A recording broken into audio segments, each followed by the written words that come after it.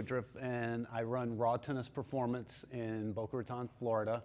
I've been very fortunate to work with some really good players, and I'm going to tell you guys today how you can train like a pro, and it's a lot easier than you think it is. Okay? So, how many of you guys do any kind of fitness other than playing tennis? Anything? What are some of the types of things that you do? What do you do? Cycling. I have pro players that do cycling. We get on the, they hate it too. We get on the assault bike, we get on the watt bike. They do a lot of cycling. Who else? Sometimes yoga. Yoga. I have a lot of players that do yoga. It's a great thing to do if you play tennis. What else? Walking, hiking, and yoga. Walking, hiking, and yoga. All the things that we do. Anyone do any kind of strength training? Sure, of course. Guess what? Pro players do strength training. Anyone do any kind of conditioning? Walking and hiking, that's conditioning. Running, okay? Biking. Pro players do all of those things, okay? So you guys are already on track. You're doing the same things that the pros are doing, okay? Everybody does it. Why do they do it? Improve their strength, okay? You have to be strong to play tennis, especially in the legs. There's a saying that we have that strong legs obey, weak legs command, okay? You get tired on court, your legs give out, you're gonna start to do some things you might not normally do, okay? If your legs are strong, they'll respond. They'll do what you want them to do. Improve endurance. We were just talking about some of the things, the biking, the running, the hiking, okay? So that's another aspect for a pro player. You guys are doing the same things. Strength training. Improve movement. Movement, especially at the top levels of the game, is one of the things that separates players, okay? Even at the club level, movement separates players. Who are the best movers in the game? Okay? Roger Federer, generally considered one of the very best. Who's one of the best players of all time? Roger Federer. Okay? Novak Djokovic, Rafa Nadal, Iga Swiatek. All these players, Coco Gauff. These players are excellent movers. Okay? So the movement work that we do, and some of you guys have come by and seen me and seen some of the movement stuff that we work on. Right? By training like a pro, you can get those same benefits. I mean, who doesn't want to be stronger? Who doesn't want to have better endurance? You know it's going to help you on the court. That's why you guys do it. Everyone in here said they do something other than just playing tennis. All right? It's easier than you think. Before we go any further, does anyone remember back in the late 90s, early 2000s, there was a series of specials called Breaking the Magician's Code. And this magician came out, and the whole gist of the shows were he was going to expose the illusion. He was going to tell you how the illusions worked. But he had to be a big secret because I guess he would have been ostracized by the magician community for explaining these. So he wore a mask. So I thought maybe I needed a mask too, because I'm going to give you all the secrets now, and, you know, don't tell Dom, don't tell Mark Kovats that I did this. You know, I'll be ostracized from the fitness community. Gary won't bring me back next year. So I'm going to expose the secrets, and I'm going to give you guys plenty of time. I've got all the drills that we do just with the pro players. These are the secrets that we use, all right? There they are. Everything that I do with pro players that I don't do with anyone else. It's a pretty short list, okay? That's because you guys can do the same things. There's no secret fitness routine that the top players have. Just like there's no secret forehand. Has anybody ever heard that? Oh, there's an ATP forehand. There's a way the pros hit the forehand. all right?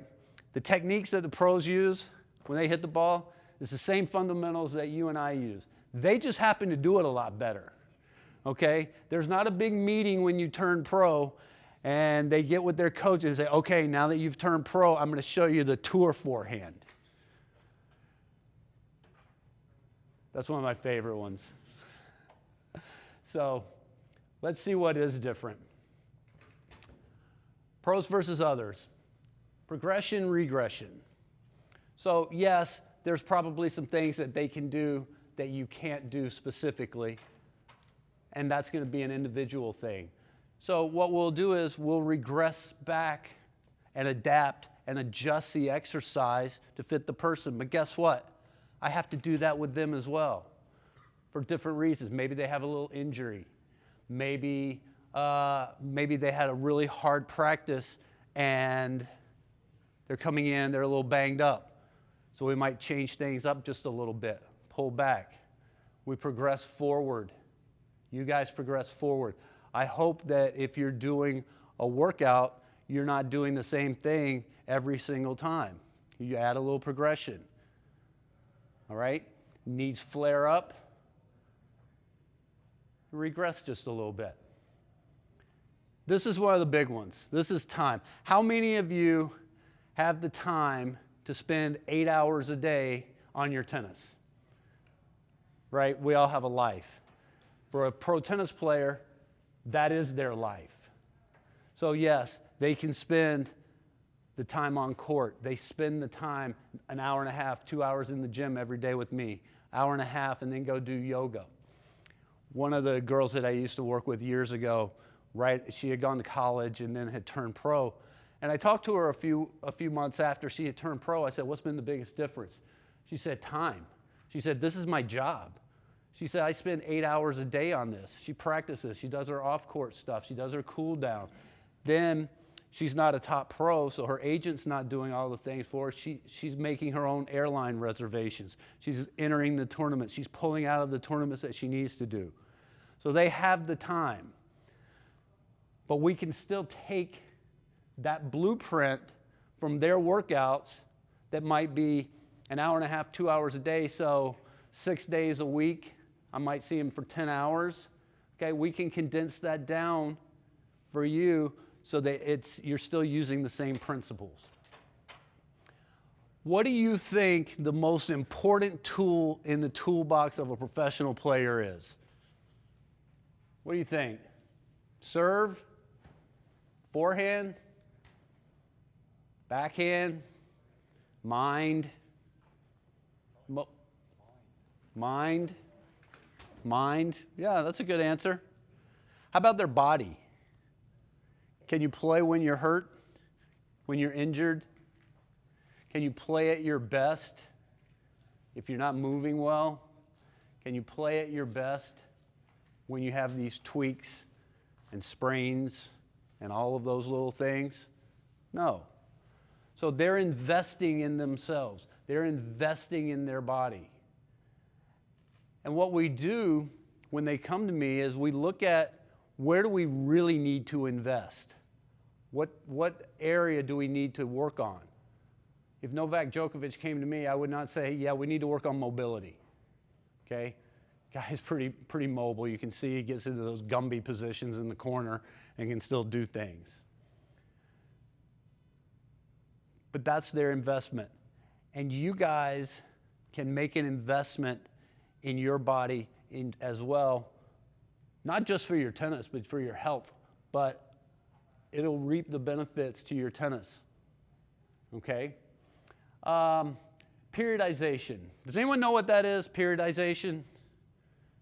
Okay, that's just a fancy way of saying that we don't do the same thing all year long. Okay? So we split things up for a number of reasons. We're going to do different things pre-season than we're going to do during a tournament. Those workouts don't look the same. We have training blocks. So we have a training block for pre-season that's pretty long, and we get to get a lot of stuff done. Some of those training blocks will be a week between tournaments, or 10 days, or 2 weeks. And during those blocks, we identify the areas that we need to work on. Because if we do the same thing all the time, we're going to have burnout. I know I get bored if I do the same workout 5 times in a row. I get bored if I do the exact same warm-up 5 days in a row. Burnout and injury, overuse. Tennis is an overuse sport, okay? We do the same motions in the same direction time after time after time. So we have to change that up. We're going to talk about that in a little more coming up. But again, if you do the same thing every time, you're going to have burnout, you're going to have injury. How many of you guys play in a league? What does your league season run, Meta? Oh, all year. All year? All different. Yeah. So you play from one right into a next and into a next?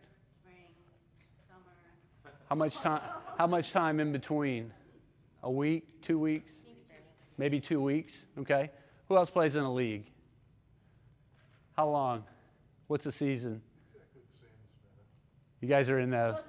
I was in Seattle. You guys are playing that spring league, that's what, right? Now, are some of those singles, some of them doubles, some of them, okay. So a little different game, right?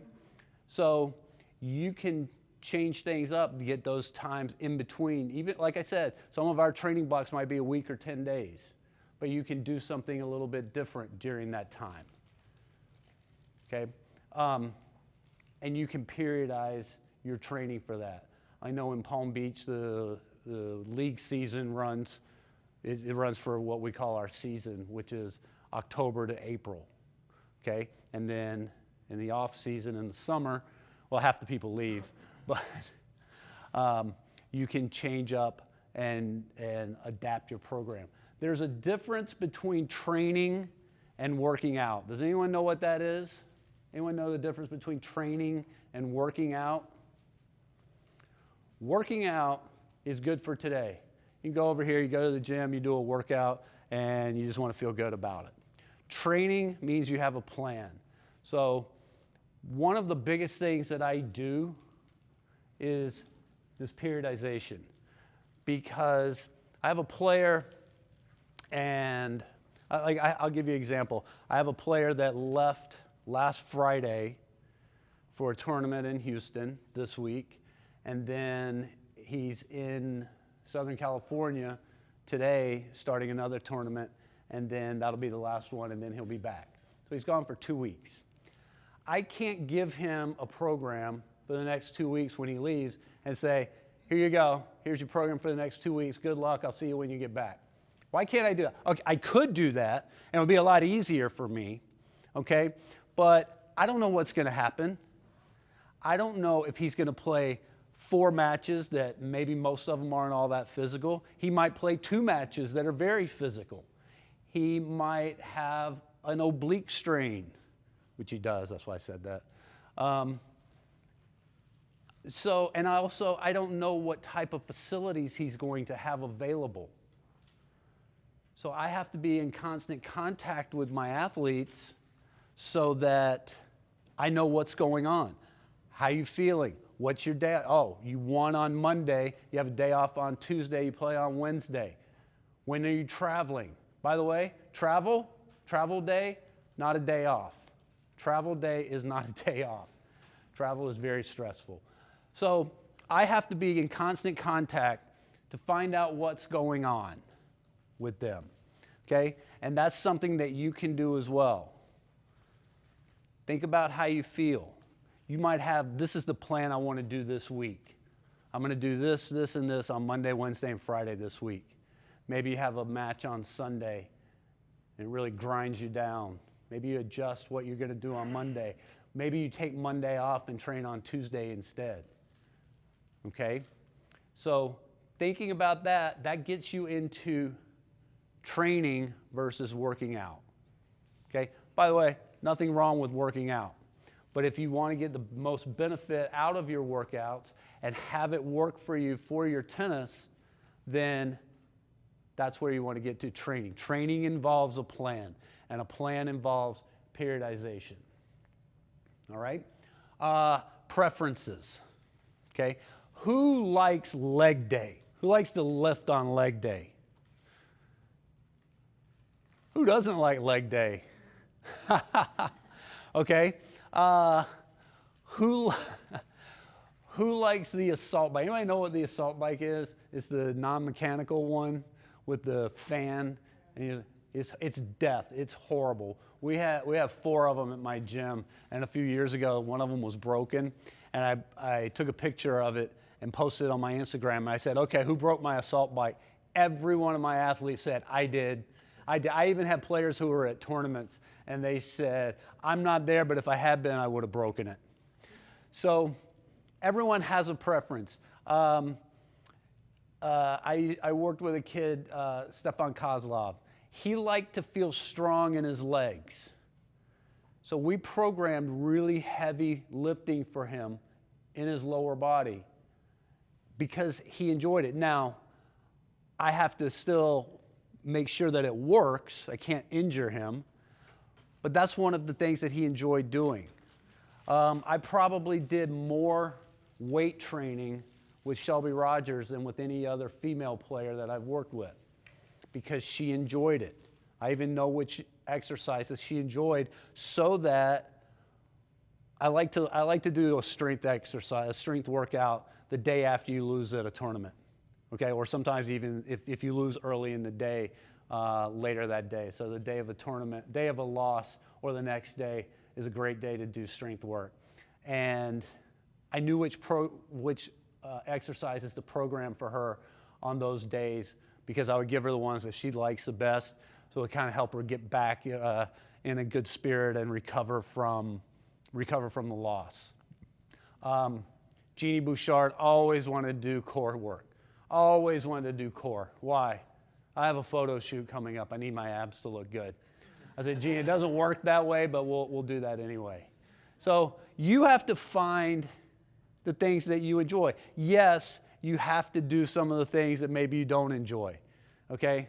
You can't just skip leg day because you don't like leg day. Right, Lance? So, but find your preferences. Find what works for you. Find what works for you. That's the most important thing. And then you can adapt. If you have a trainer, you can go to your trainer and say, hey, this is what I like. This is what I don't like. How can we make all of this work? So find what works for you, and I do that with all of my players. One of the questions that I get asked often is, do you do tennis-specific training? And the short answer is, yes, I do. But it probably doesn't mean what you think that it means when I say that that's what I do.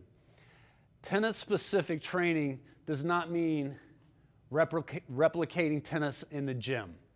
We mentioned that tennis is an overused sport, all right? So when you go on court, you do this all day long, okay? This is internal rotation. Those of you who came into and saw Dom and I and did the screening, probably we looked at your internal and external rotation, and we probably had a couple of comments about it, okay? So when you come into the gym, I don't need you doing that and doing the same thing that you were just doing. I need you to do the opposite. I need you to open up, okay? You do rotational. Do we do rotational work? Do we throw med balls? Yes, of course we do in the right time. But you know what we do more of? Anti-rotation. Anti-rotation. So that to me is tennis-specific training. I had a girl come in. She was 16. She was one of the top juniors in Italy. And she came in, and she turned around, and she said, look at my shoulders. I said, yes. And she was left-handed. And she said, see how my left shoulder is lower than my right? I said, yes. She said, my coach wants you to fix that. And I knew her coach pretty well. I said, you tell Harold that I can't fix that unless you start playing right-handed. But we can make sure that it's within an acceptable range. So some of you guys that we may have talked about your internal rotation being a little limited, if you still have good external rotation, then your full range is still good. Okay, so that's an example of why we don't just come in the gym and replicate tennis movements or replicate exactly what you do on the court. Footwork patterns, yes. We work on specific footwork patterns because that's what you're doing on court. That is one that we need to do.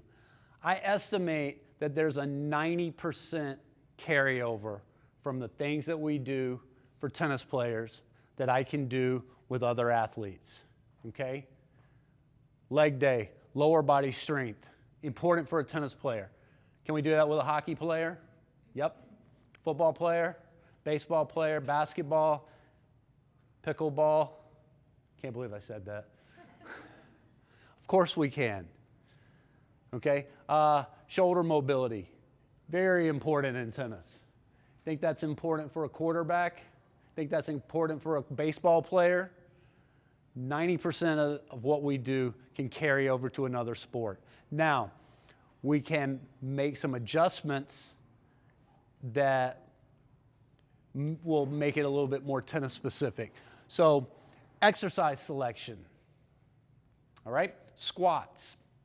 I'm not a fan of a traditional back squat for tennis players, okay? And it's not because I don't like loading on the lower back.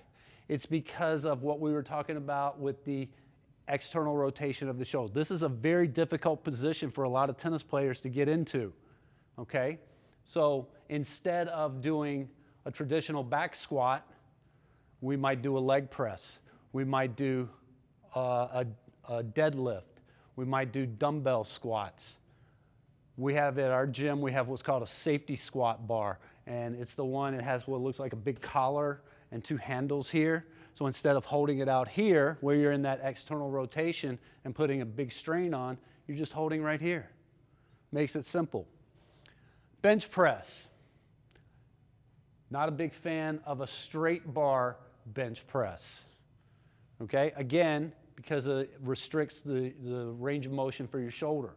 So what do we do instead? We do a dumbbell bench press. We do it standing, we do it with a cable, we do it with a Kaiser machine. So we can still get that pressing motion, but without compromising your shoulder position.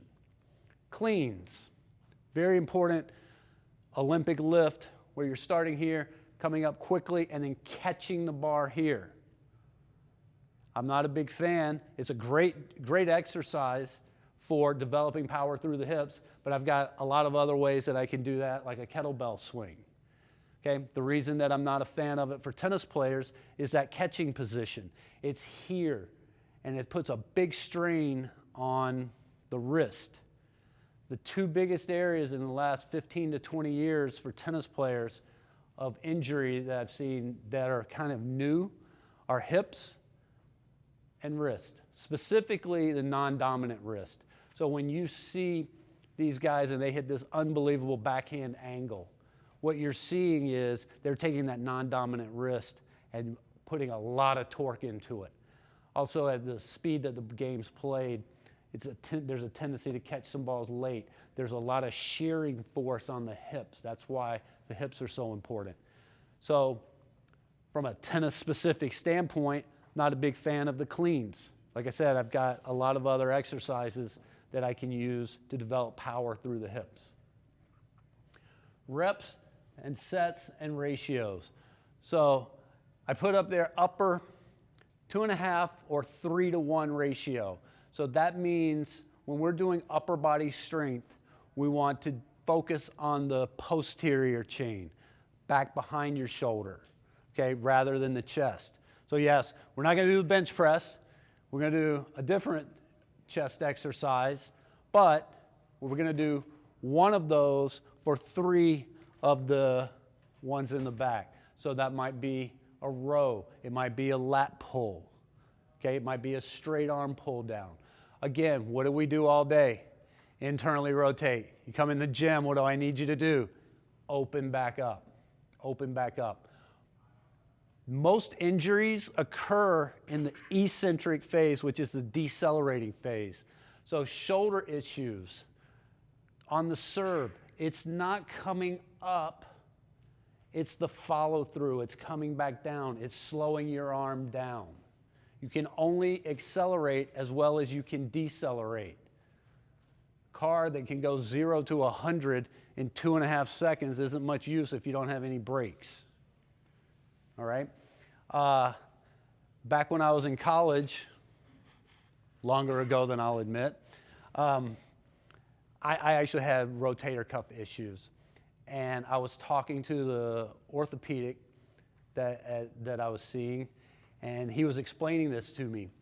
And he said, you know, that guy, that old man that's still pitching in Major League Baseball, Nolan Ryan, 7 no-hitters, unbelievable at his age. He said he's got a perfect follow-through. He's never had any issues with his shoulder, never had any issues with his elbow, because he's got a perfect follow-through. He said, you know this young kid, Dwight Gooden, he's got a hitch in his follow-through. He's going to have shoulder issues. A year and a half later, Dwight Gooden's on the injured list, out for the season with a shoulder problem. After that happened, I started listening to that doctor. So when we're talking about, again, when we're talking about programming, 2.5, 3-to-1 ratio, posterior to anterior. That's how you make it tennis specific. Lateral movement. Anyone know what percentage of movement in tennis is lateral? Roughly? Lance? 70. About 70%. So when we work on movement, even if it's not a tennis-specific movement, we're probably going to spend about 70% of the time doing lateral movement exercises. Now, some of these are just basic general movement. Again, movements that I would do with a basketball player, movements that I would do with a football linebacker. Okay? Not tennis-specific movement from that standpoint, but a lot of lateral movement, because that's what we do in tennis. Deceleration and change of direction. How often do we change direction in tennis? According to Mark Kovacs, 1.1 second, every 1.1 second. So I've got my split step, I change direction, I come out, I hit my forehand. I change direction to recover. Now I got to go to my backhand, so I change direction again. I play my backhand, I start to recover, I've changed direction again, the ball goes back behind me. I change direction and go back. Constantly, constantly. Remember what I said, the majority of injuries occur in the deceleration phase. Therefore, we need to train that a lot. Okay? Do I train that as much with a baseball pitcher? He's not running. He's not moving around. He's not changing direction. Okay? Do I do that with a defensive lineman? No. Go. Quarterback. Go get him. Okay? Do I do that with a defensive back in football? Yes. Because they have to change direction a lot. So adding in a lot of deceleration and change of direction will help you move better on court. You'll move more efficiently, and you'll move safer. All right? And stability. A lot of stability work involved in tennis, being able to be firm, even right down to landing off of your serve. Workout format. Okay, so what do we do in the morning when you guys come out? What's the first thing that we do? We go through a warm-up, okay? So this is your blueprint. This is your warm-up and activation. So the activations might be some band work for your hips, some band work for your shoulders, okay? This is where we're going to start. Prehab, specifically shoulder, thoracic mobility, hip mobility, and ankle mobility. We're not going to do all of that in a given day, okay? But by the way, I put prehab instead. I don't like the term injury prevention, all right? Because guess what? Injuries are going to happen. Anyone ever been injured? Had a pain, a twist, a sprain? You know how many professional tennis players have never been injured? Zero. I know 2 people in here right now who have had hip replacement surgery in the last 6 months. And we're going to have a race later. Well, you're double bionic. I'm only single bionic. So injuries are going to happen, okay? But, here's the thing. If we've done our work beforehand and done our best with our prehab work, maybe we can mitigate how serious the injury is. Maybe we only have a sprain instead of a tear. Maybe it's only a pull. And we can shorten our recovery time. We can shorten our recovery time. In fact, sometimes we'll even just try to work through it. So I had a player one time, she had a meniscus issue in her knee. And the orthopedic told her, said, look, let's try for 4 weeks, see if we can get it stronger, see if we can get it taken care of, and then you won't need the surgery. And after 4 weeks, if it's still there, then we'll go ahead and operate. And she said to me, well, I don't want to waste 4 weeks. I said, but you're not going to waste 4 weeks, because if it works, it works. But if it doesn't work, you've spent those 4 weeks getting stronger, and you've already started the recovery process. Okay? So those are the main parts of our prehab that we like to focus on. Then we're going to go into our plyo, speed, and agility. Okay, so our plyometric work, our speed work, our footwork, our agility, that's going to be the next thing that we want to do. Then we would go into our strength session. Then we'll do our conditioning at the end and finish off with some core work. Now, we'll mix in some core work throughout. Okay, and we don't do all of those in every single workout. But I want you to get an idea if you're trying to put together a little plan of what the format should be, what the order should be. And as it relates to tennis, if you're going to do a strength session with me, I prefer that you come in after you practice or after you play. If we're going to do speed work, if we're going to do agility work, a lot of movement, then I prefer that you come in first. I want you to be fresh for that. Conversely, if you come in and have leg day and then try to go out on court, the court session might not be the best that you're going to have. So that's why we have this little format. And like I said, we don't do all of those every day. Keep it simple, silly. It's not rocket science. Video?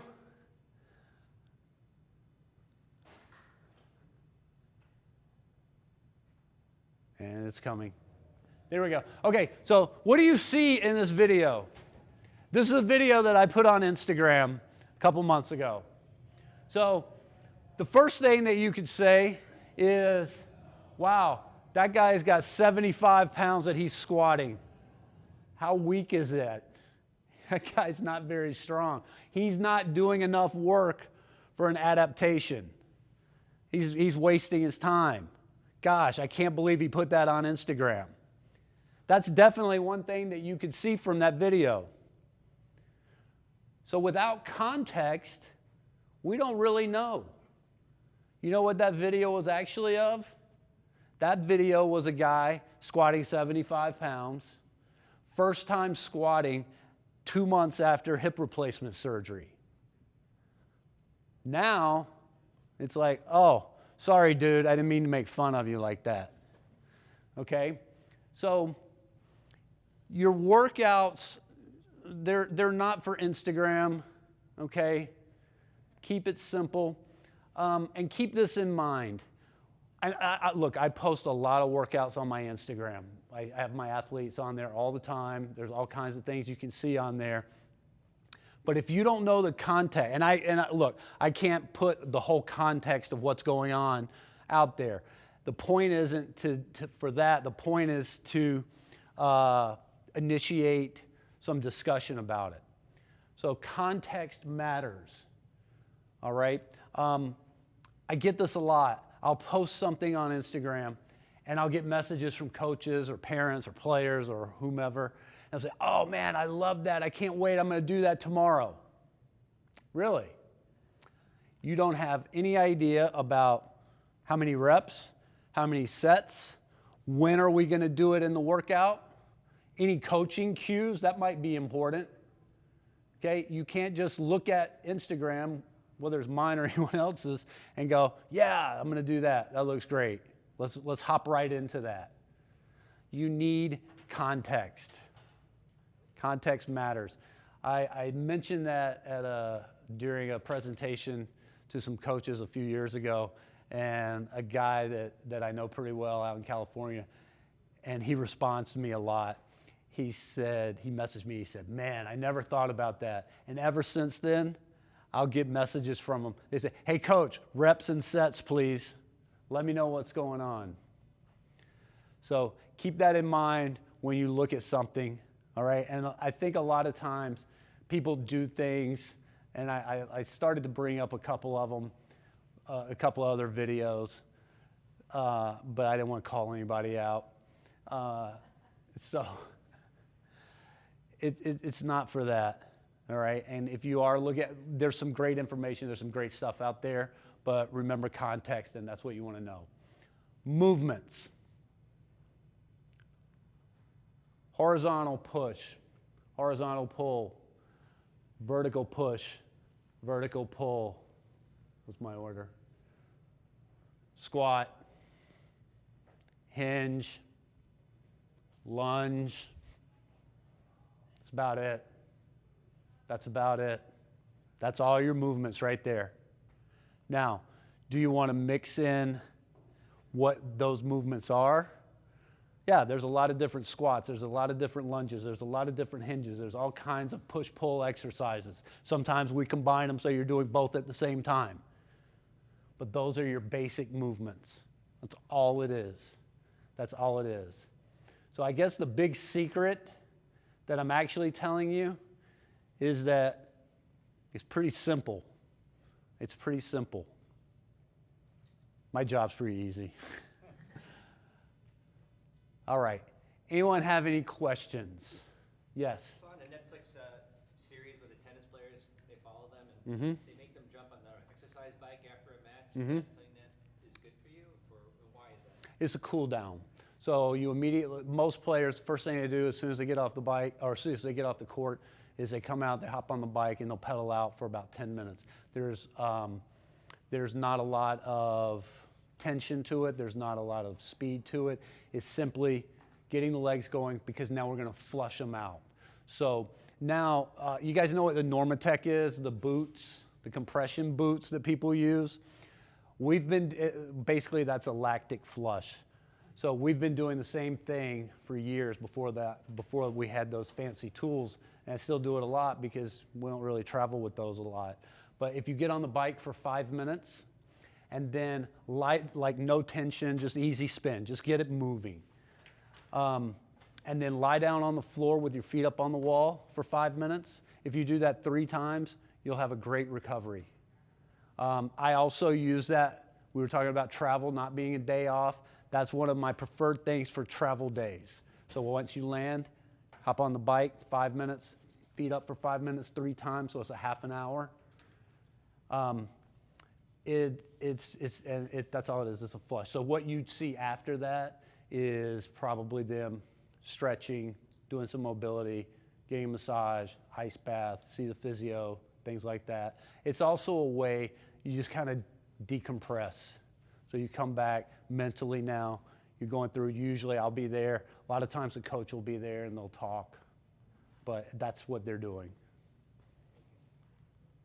Anyone else?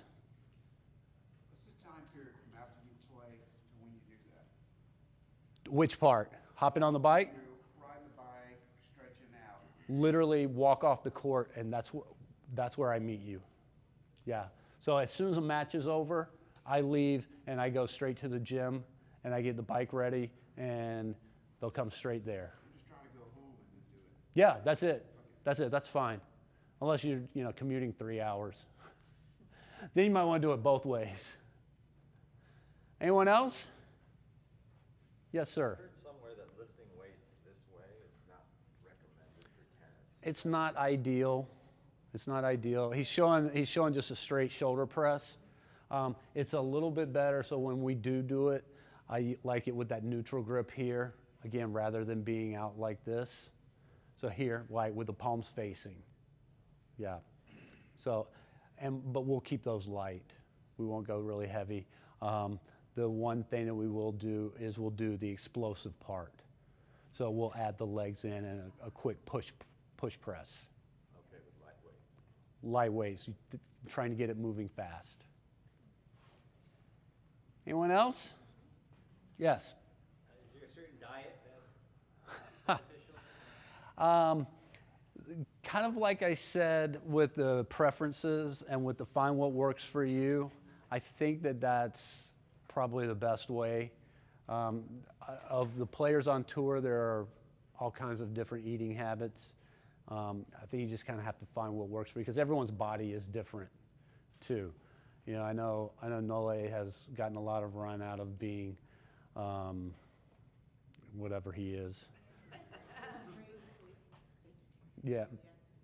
So, yeah, so kind of find what works for you.